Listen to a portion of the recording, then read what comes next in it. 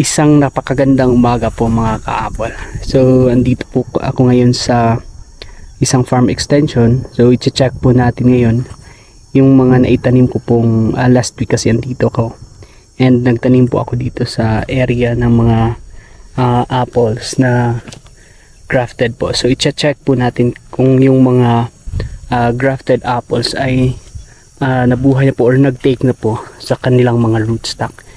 So may naitanim po ako dito sa area na mga nasa around 35 na po yata sa dito.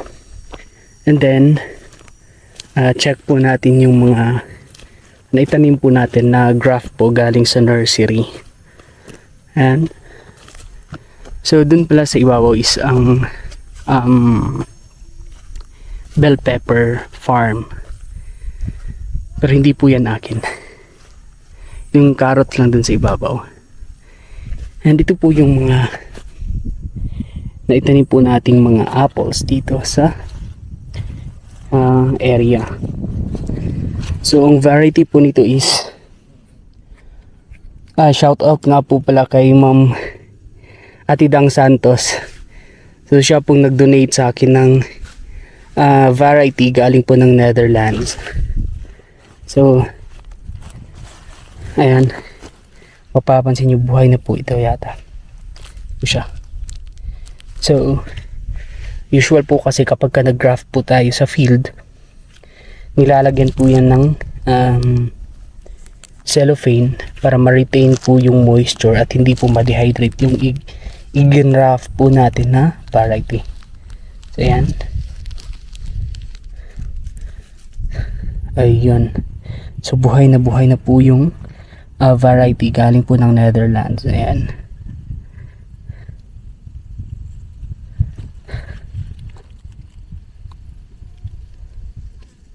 So ayan, makikita niyo po, ito po yung graft, yun.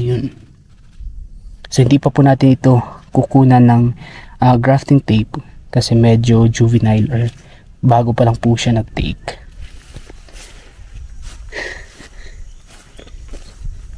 Ito naman po yung isa. Nakatabon po ay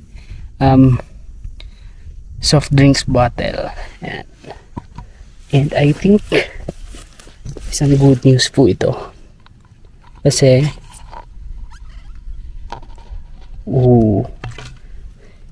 ayun, meron na siyang flower buds agad.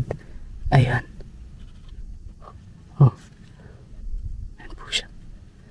Flower buds po yan.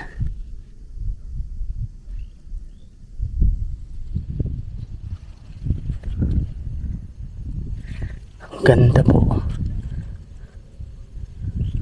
Mga 15 days yata to. Ang ginraft ko sa nursery. Tapos tininanim ko na agad dito sa area. So, kita naman po. Ayun. Buhay na rin.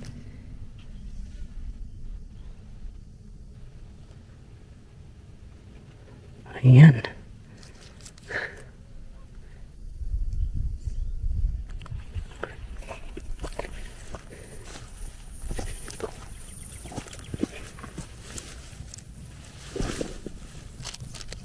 Ito hindi pa. So hindi pa na muna natin kukunan ng kanyang cellophane.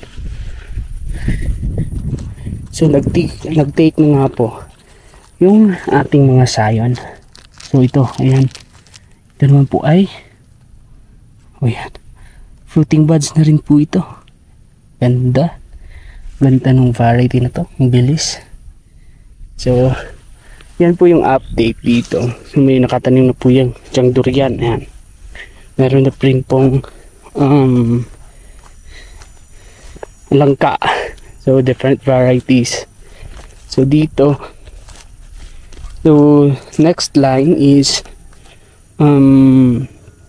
i-graft po natin ito, i-field graft po natin ito ng mga varieties na locally produced po dito sa Kapatagan. So bali ito kasi 12 meters yung agwat bawat line ng apples. Yan. So 12 meters po yan kasi Sa gitna po dito is tatamnan po natin ng vegetables. And